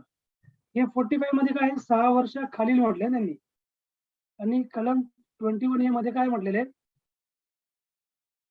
6 ते 14 वर्ष म्हटलेले आहे. आणि कलम 51 जो आहे ए, ड्युटी 11वी, याच्यामध्ये काय म्हटले, ड्युटीज आहेत ना या, कर्तव्य आहेत, म्हणजे पालकांचं कर्तव्य असणार की त्यांच्या मुलांना शिक्षण देणं. ठीक आहे, बेसिक एलिमेंटरी एज्युकेशन देणं, त्यांना मोटिवेट करणं एज्युकेशनसाठी, हे कर्तव्य आहे त्यांचं. सो हे आपण 45 पर्यंत बघितलं. आता आपले पुढील 46 नंबरचे जे कलम आहे दॅट विल डिस्कस, अनुसूचित जाती अनुसूचित जमाती यांची संबंधित आहे.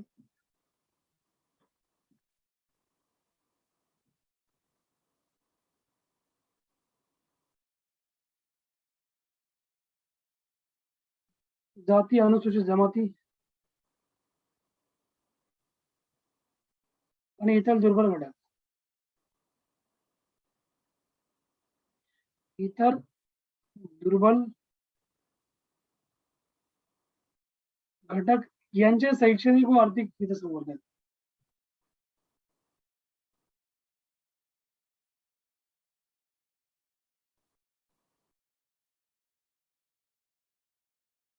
आर्थिक हितसंवर्धन.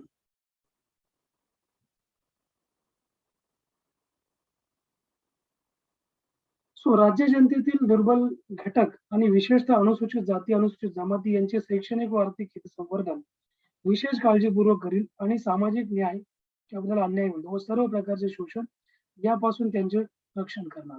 सो याला आपण म्हणतो 46 नंबर मधलं हे कलम. ठीक आहे. नाव 47 नंबर मध्ये काय म्हटलेलं आहे, 47 मध्ये म्हटलेलं आहे पोषणमान व राहणीमान उंचावणे.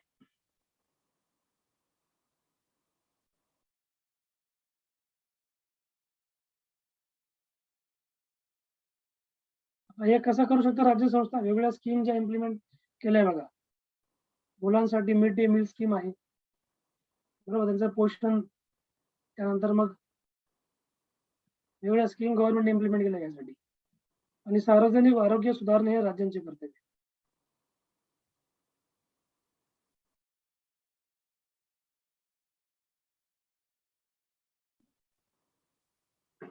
यामध्ये काही गव्हर्नमेंटच्या स्कीम येतील, जसं की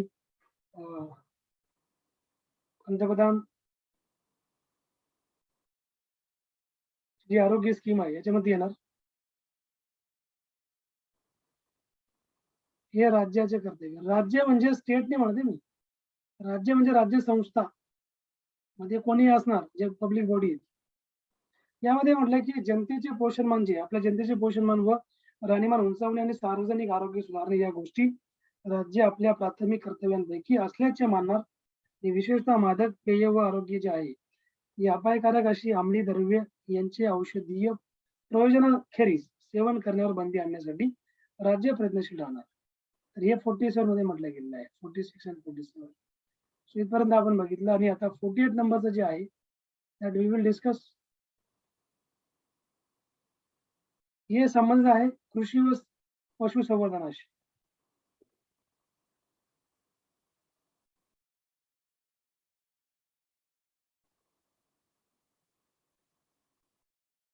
कृषी व पशुसंवर्धन यांचे संघटन. कृषी आणि पशुसंवर्धन यांचे आधुनिक व शास्त्रीय पद्धतीने संघटन करण्यासाठी, म्हणजे आपण त्याला काय म्हणतो, एक प्रकारे अॅनिमल हसबंडरी. ठीक आहे, राज्य प्रयत्नशील राहील यासाठी. आणि विशेषतः गायी व वासरे जे आहेत, जे काही इतर दुभती आणि ओढकामाची जनावरे असतील, बैल वगैरे, गाय वगैरे, बैल आपण म्हणतो, ठीक आहे, तर यांच्या जातींचे जतन आणि याच्यामध्ये सुधारणा करणे आणि त्यांच्या कत्तलीस मनाई करणे याकरता उपाययोजना करणार. ते 48 मध्ये आहे. आणि 48 ए मध्ये एक सब आर्टिकल आहे, हे आहे पर्यावरणाशी संबंधित, पर्यावरणाचं संरक्षण करणे.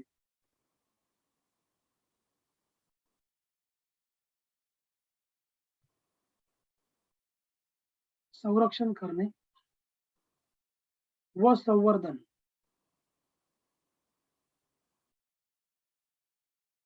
संवर्धन आणि वने व वन्यजीवांचे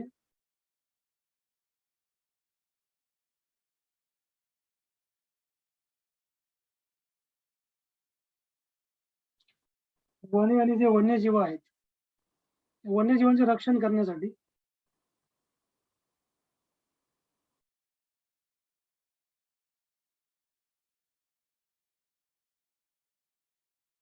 प्रयत्नशील राहणार.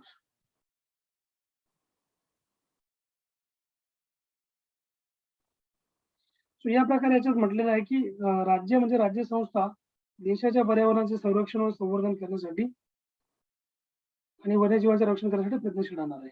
सो बाकी याच्यात काही नाही. आणि त्यानंतर 49 नंबरचा आहे. 49 नंबर मध्ये म्हटलेलं आहे त्यांनी की राष्ट्रीय महत्वाची स्मारके जे आहेत, हिस्टॉरिकल आपण त्याला म्हणतो, स्थानिक आणि वस्तू यांचे संरक्षण करणे. ऐतिहासिक जे काही आपले स्थळ आहेत किंवा ऐतिहासिक ज्या काही वस्तू आहेत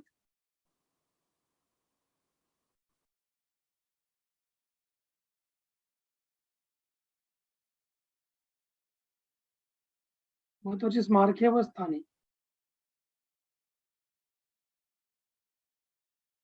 आणि वस्तू यांचे संरक्षण.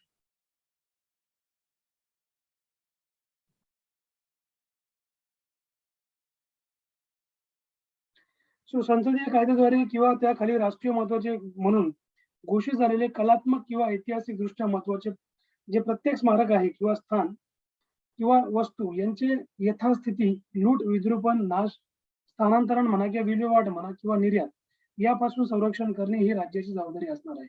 सो हे कलम 49 मध्ये म्हटलेलं आहे. सो अशा प्रकारे आपण 49 आर्टिकल बघितले. 50 नंबरचा आर्टिकल काय? Separation of judiciary from executive. न्याय व्यवस्था कार्यकारी व्यवस्थेपासून अलग ठेवणे. न्याय व्यवस्था कार्यकारी व्यवस्थेपासून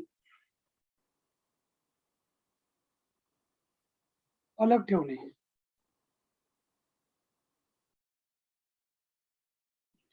सो याला आपण काय म्हणतो? याला आपण म्हणतो कलम 50 अंडर म्हणजे executive will be separated from judiciary. So या प्रकार दोघांचे काम वेगळे असतील, दोघं एकमेकांच्या कामामध्ये इंटरफेअर नाही करणार आहे. आणि 51 नंबरचं जे कलम आहे शेवटचं लास्ट आर्टिकल ते आहे आंतरराष्ट्रीय शांतता सुरक्षा यांचे संवर्धन करणे. International peace and security.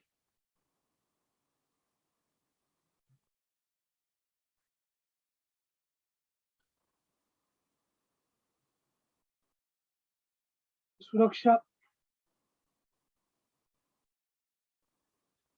यांचे संवर्धन करणे.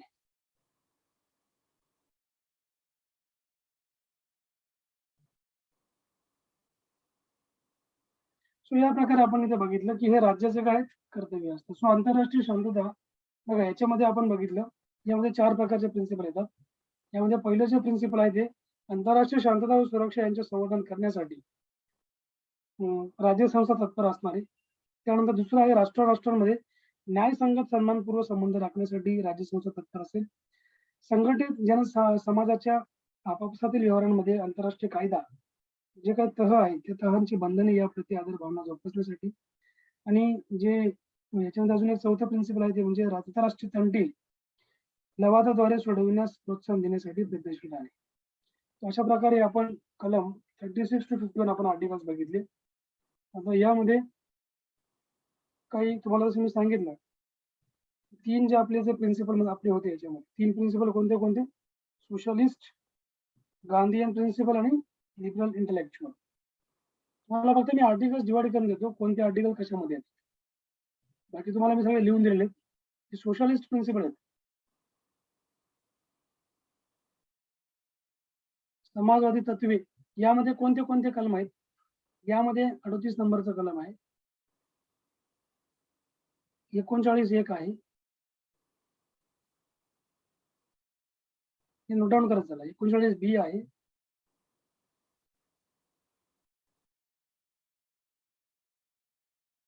39(c) आहे याच्यामध्ये. त्यानंतर 39(d) आहे.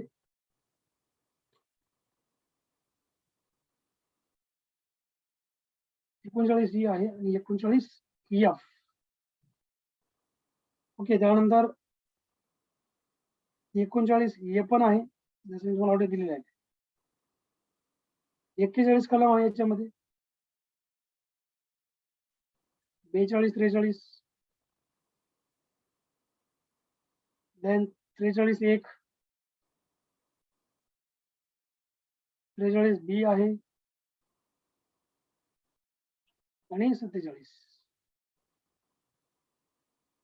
ठीक आहे. सो या प्रकारे आपण समावेश तत्वे बघितले. आता गांधीवादी तत्वे जे आहेत, गांधीयन प्रिन्सिपल्स, यामध्ये कोणते कलम आहेत? यामध्ये तुम्हाला आहे ना 40, 43,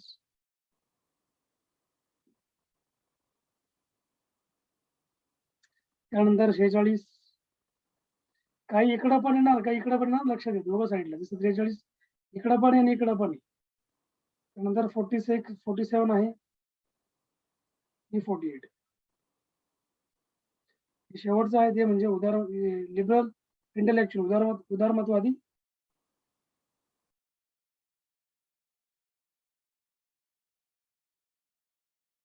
बौद्धिक तत्वे.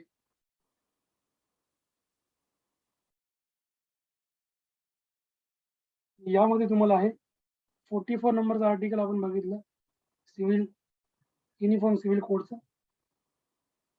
45, देन 48,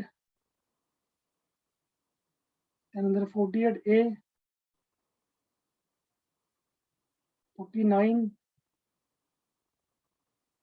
50 नंबरचा आहे आणि 51. तर हे कलम तुम्ही नोटडाऊन ठेवा. समाजवादीमध्ये कोणते, गांधीवादीमध्ये कोणते, विचारलं जाईल एक्झाम मध्ये. इथे आपण हे चॅप्टर एंड केलेलं आहे.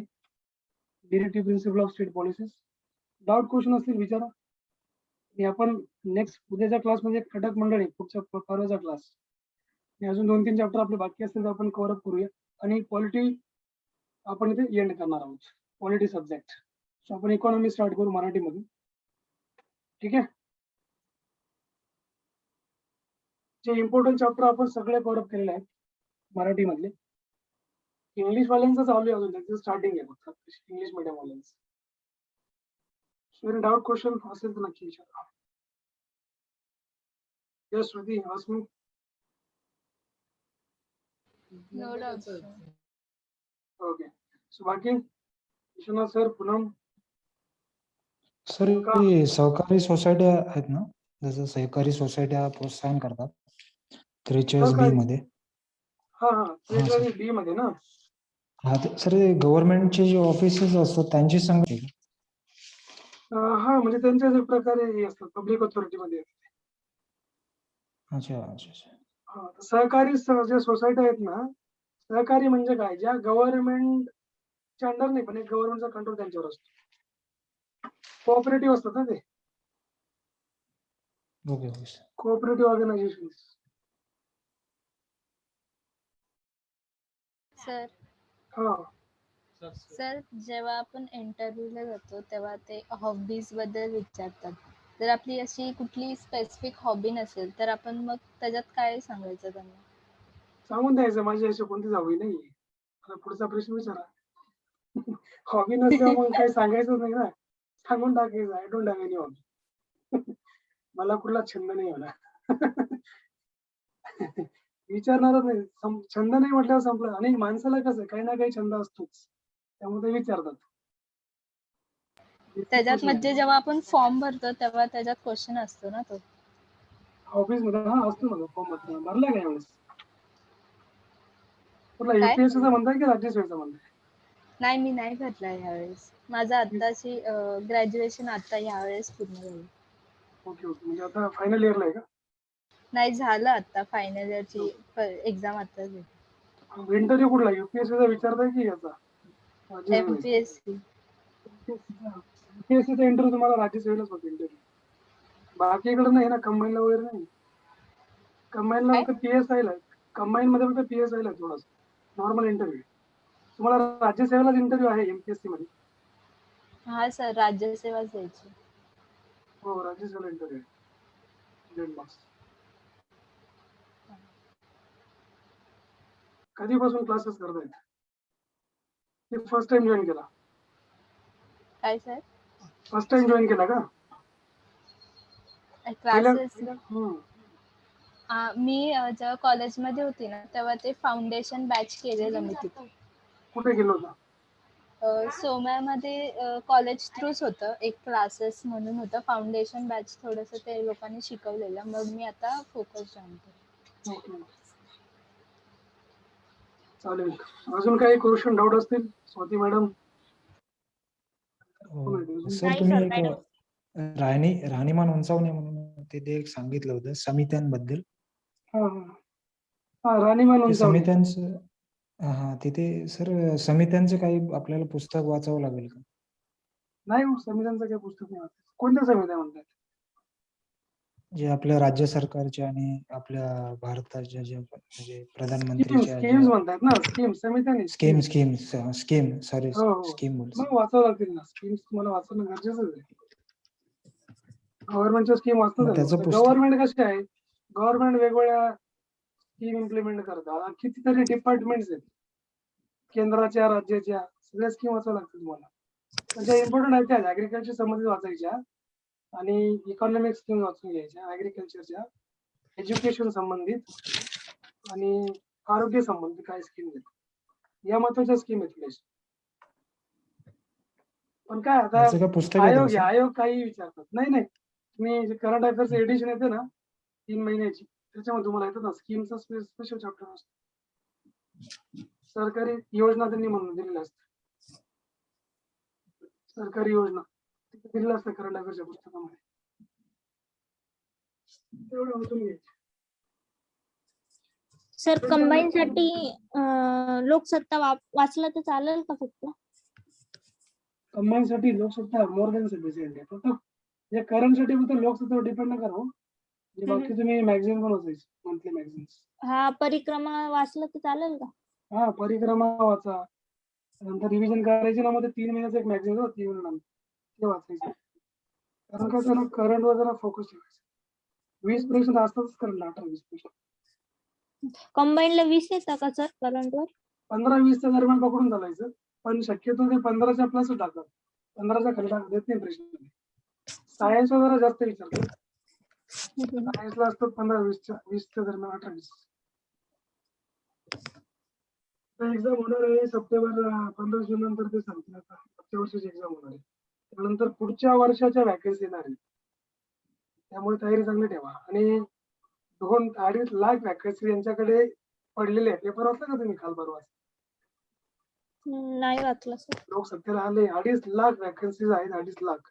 तरी हे लोक वॅकन्सी काढत नाही, तरी जागा भरत नाही. कोर्टाने विचारलं यांना की वॅकन्सी का तुम्ही भरत नाही म्हणून. सरकारला विचारलं जाब. यांच्या पण आणि केंद्राच्या पण बाकी आहेत.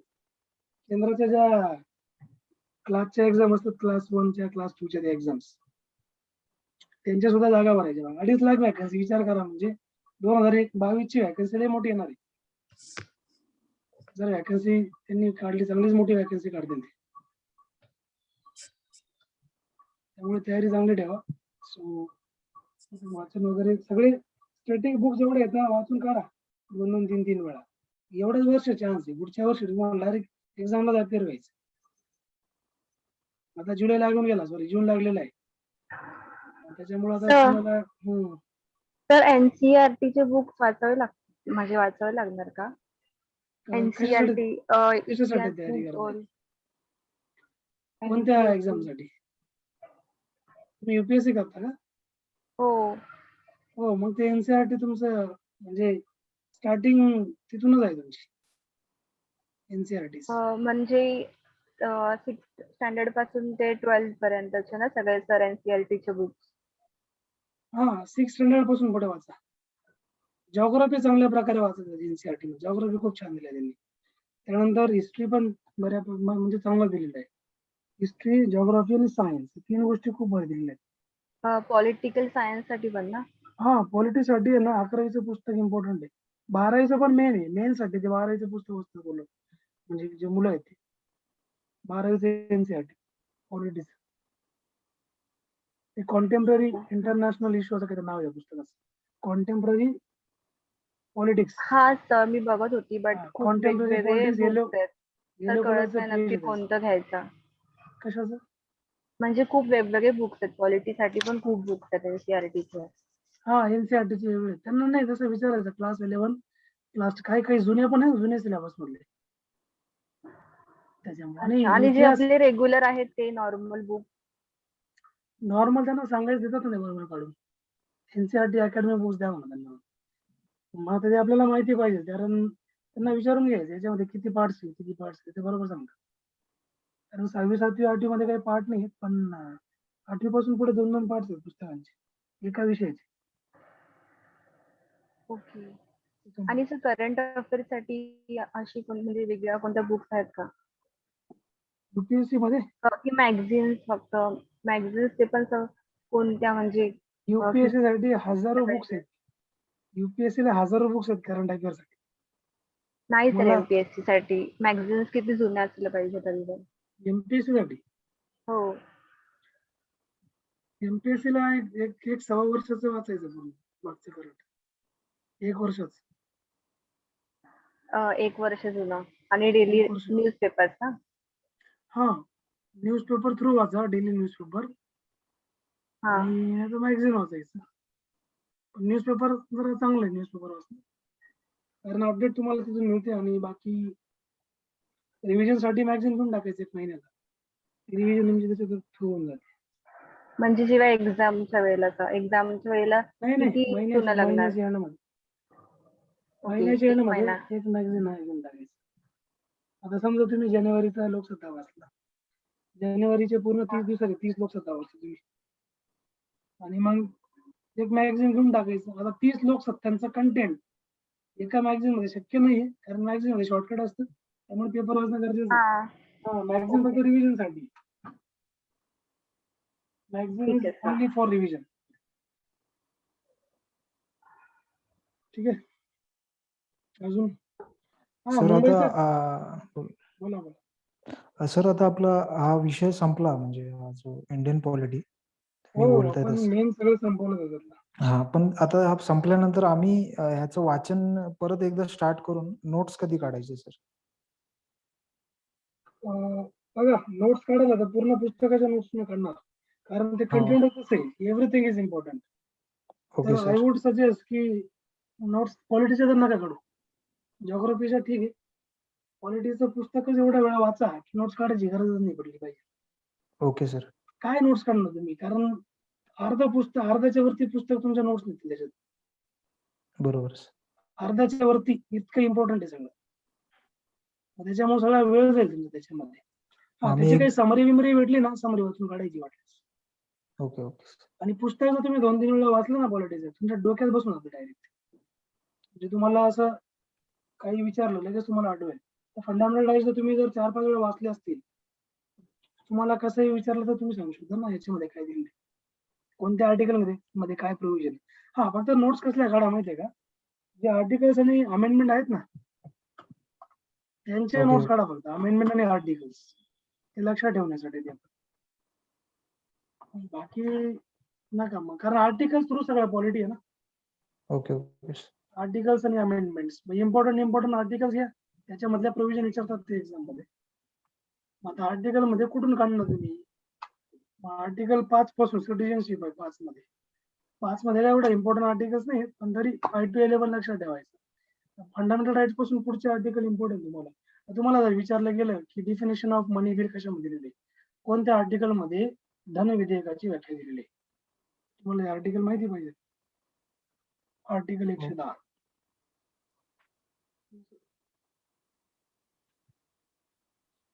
Okay sir. आणि सर इकॉनॉमिक्स आपलं सुरू होणार आहे, हे संपलं की लगेच इकॉनॉमी. तरी त्यासाठी कुठलं आम्ही पुस्तक प्रेफर करू? इकॉनॉमीला मराठीमध्ये 2 बुक्स आहेत चांगले. कोलंबे सरांचं आहे, रंजन कोलंबे, भारतीय अर्थव्यवस्था, आणि यांचं एक आहे देसलेंचं. कुणाचं सर? किरण देसले. देसले. ते कलर मध्ये हे थोडं ब्लॅक अँड व्हाईट. तिने जरा इमेज दिलेले आहेत. किरण देसले कलरफुल बुक आहे. आणि हे जे आहे का, हे पूर्ण याच्यात एक पण इमेज नाही, ओके. फक्त चार्ट दिलेले आहेत. आणि असं ब्लॅक अँड आहे पेज. सर इंग्लिशमध्ये? इंग्लिशमध्ये 2 बुक्स आहेत. एक रमेश सिंग आहे, दुसरं यांचं नवीन एडिशन छान आलेलं आहे आता,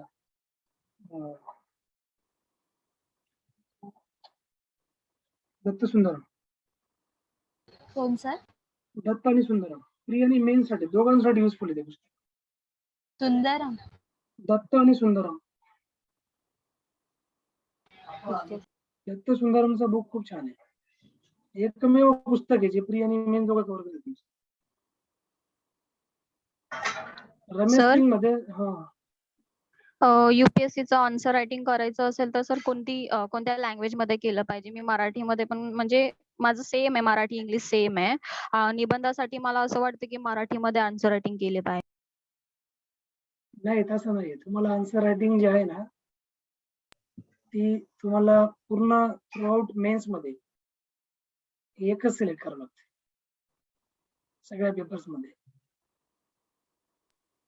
हा सर, पण निबंध म्हणजे निबंधाला 250 मार्क आहेत ना, आणि GS ला पण 250 मार्क आहेत, आणि हिस्ट्री ऑप्शनल माझा सब्जेक्ट आहे. मग त्याच्यासाठी मग मी ठरवलेलं की सगळं पूर्ण मेन्सचे पेपर आहेत ना मराठीतून द्यायचे. Okay okay. मग आणि हॅलो, हा बोला ना. आणि पुस्तकं पण माझ्याकडे इंग्लिश मध्ये आहेत. मग मी ते कन्फ्युज आहे की मी इंग्लिश मधून सगळे मेन्सचे आन्सर लिहू की मराठी मधून लिहू. इंग्लिश मध्ये लिहा. इंग्लिश मध्ये बेस्ट राहील. कारण मुलं मराठीपासून इंग्लिश मध्ये कन्वर्ट होतात. तुमचा मराठीवर लईच भयंकर कमांड आहे, चांगलं आहे ते, तर मराठीच घ्या. जर तुमचं इंग्लिश चांगलं आहे तर तुम्ही इंग्लिश मध्ये बेटर की इंग्लिशच घ्या. इंग्लिशच घ्या बेटर. कारण सध्या ट्रेंड इंग्लिशच चालतोय. मराठीमध्ये कमी दिसत आहेत पोरं, आणि कमीच असतात मराठी घेणारे आन्सर रायटिंग यांचे. त्यामुळे बेटर आहे इंग्लिश घ्या. तुम्हाला म्हणजे असं काय म्हणत होती, तुमची चॉईस आहे. तुम्हाला असं वाटतं की you are good at writing in Marathi, so I would suggest की you should go with Marathi. नाही सर, निबंधामुळे असं मला वाटायला लागलं, आणि GS 4 मुळे. तिथे सगळं जास्त मार्क आहेत. हजार हो, आणि तिथेच मार्क ऑप्शनल आहेत. Essay history. मध्ये मार्क आहेत तुम्हाला, GS4 मध्ये मार्क आहेत, आणि ऑप्शन मध्ये मार्क आहेत. हा, ऑप्शनल बाकी मध्ये कुठं मार्क नाही त्याच्यासाठी. मिळत. बाकी कुठं मार्क भेटत नाही तुम्हाला. आणि निबंध माझा मराठीतून चांगलं आहे, आणि GS 4 पण ते पण चांगले आहे. बघा, दोघं लिहून बघा तुम्हाला कसं चांगलं वाटतं. मराठी जे थॉट्स तुम्हाला मराठीमध्ये येत आहेत ना ते हा. इंग्लिशमध्ये कन्वर्ट करायचा प्रयत्न करायचे. दोघं लिहून बघा, 2 एसे कुठला बेस्ट तुम्ही लिहितात, इंग्लिश आणि मराठी. मला पाठवा, बघू बरं तुमचं. म्हणजे आता कसं आहे ते जज करावं लागेल, त्याशिवाय नाही होणार ना. तुम्हाला लिहावं लागेल पहिले की तुम्हाला हा. कशात बेस्ट बेटर लिहिता येत. एखादा टॉपिक घ्या. सध्या विमेन एम्पॉवरमेंट लिहा. स्त्री ठीक आहे. सशक्तीकरण लिहा. स्त्री सशक्तीकरण मराठीमध्ये, स्त्री सशक्तीकरण, आणि इंग्रजीमध्ये विमेन एम्पॉवरमेंट. हा. त्याच्यावर लिहा आणि पाठवा मला. ठीक आहे. हा सर. चालेल. बाकी अजून जॉग्राफी साठी कोणतं बुक वापरायचं? जॉग्राफी मराठी का? हा, कंबाईन साठी सौदी तेवढे एकच का? एकमेव सौदी, एकमेव सफिशियंट आहे, आणि स्टेट बोर्ड. हा, आणि हिस्ट्री साठी? हिस्ट्रीसाठी जयसिंगराव पवार, लँग्वेज भारी त्यांची. बाकी तुम्हाला मी हे पण सजेस्ट करू शकतो हिस्ट्रीला. आपण एक आहे,